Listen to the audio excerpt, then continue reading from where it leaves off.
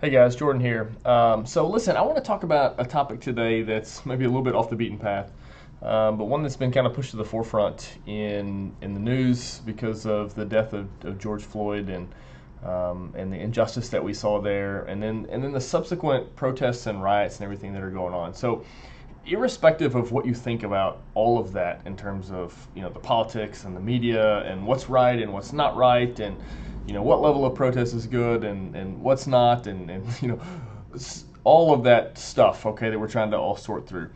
I want to address how we specifically in our companies as owners can help be a part of a solution to racism or to the unrest maybe that we see. So, one of my complaints overall that I have is a lot of people are talking a lot, and a lot of people are virtue signaling, and a lot of people are making a lot of claims on either side. But you guys often know that people say a lot of things, but they do very little. And so, what I want us to be as business owners is people who are actually doing things to bring about flourishing in our communities. Okay, that we're a part of the solution, that we're a part of people that are restoring God's creation here. Okay, that we're making things right and making things better, and we're actually doing things in our organization that do that. So, and I think that if we want to see change happen and we want to see unity as opposed to unrest and division, that starts internally with us in our organizations, okay? It starts in our families and in our churches and in our own hearts, but also starts in our organizations. And so I want to just talk just for a minute about what we can be doing in our companies that can take part in this, that can be action items that we can take that can be beneficial and helpful, that we, as it were, put our money where our mouth is. So you've heard me talk a lot about culture in the organization, all right, and how and that's important and why it's important. So one of the things that kind of a core underlying principle here in our company is that everybody has value and every job has value.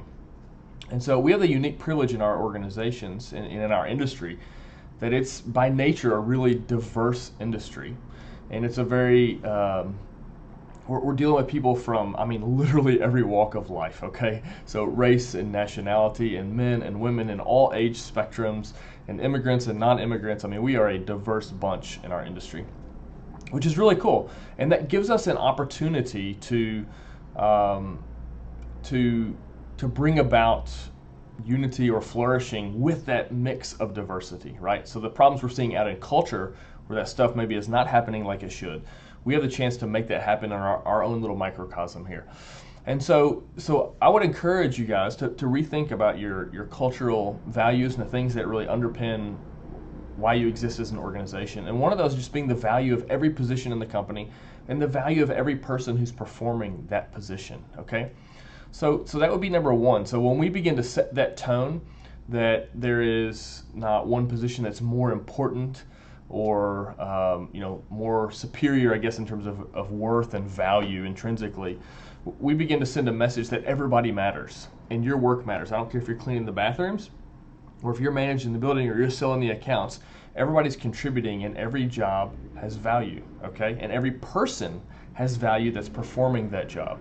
So that's number one. Number two is that we would treat our people as people and not just as workers, not just as a line item on the P&L. And again, this reinforces the idea that regardless of your position and regardless of your background that you come from, you're valuable because you're a person. And we're going to treat you that way, and we're going to love you that way, and we're going to serve you that way because you're a person and you have value intrinsically because of who you are as a person. Okay, that's number two. Number three, I think we have an opportunity in our industry because of our diversity to see people of all different backgrounds be promoted and to be raised up and in positions of leadership. So one of the things that I love about our organization is that we've got a wide variety and a wide diversity of people in various positions within the company. Okay, so that'd be men and women and black and white and Hispanic.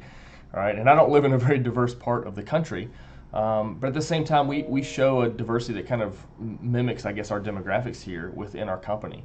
And so we have the ability to, as we're having manager meetings and training sessions, to model this diversity and to uphold people that are maybe in a minority position, okay, or that we don't ordinarily see in leadership positions, to show that they're valuable, that they are a great leader, that they have risen through the ranks, that they are contributing. And then we have the opportunity to allow them to speak back into the other workers in our organization, and even maybe teach and train some of the other managers in our company. And so when we do this, when we foster this family, that we're a diverse bunch, right, but we all love each other and we care about each other, and then we show that anybody has the ability to rise up and to lead in our organization, okay, that there's nothing that's going to hold you back from that here in our company. And then we praise that, and we look to those as models, okay, and we do that for everybody, really, regardless of their background, okay. And so I think when we can demonstrate these values in our company and uphold them, then we can fight back against a lot of the problems we see in culture, or even some of the false narratives that we might see, and even some of the true narratives that we might see out there. We can push back against that and begin to make real change right now in our organizations. And so as leaders, those are the kinds of things we need to be thinking about. Obviously, their profit matters, because we can't have an organization, we can't do these things without profit. But we can raise our leadership up a notch by creating an organization that really allows people of all types to flourish, and we can love on them and love them well. And in that way, we become an example, or a light within our communities and within the business community specifically, that shows that we're different, and we're the kind of change and the kind of place that people are looking for, right? And so there may be a bunch of benefits that may come from this, okay, and I hope that there are.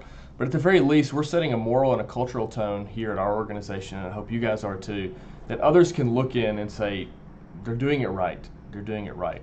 And a mark of your leadership will be on how well you do this sort of thing. So I want to encourage you to maybe introspect a little bit, look at your organization and how things are going with regard to this, and maybe look at what changes you can make, or what things you could do that would have a direct impact to make your place a place of flourishing, that the unrest that we see going on, those people could look into what you're doing and say, those folks are doing something right. I want a piece of what they've got. We can learn from them.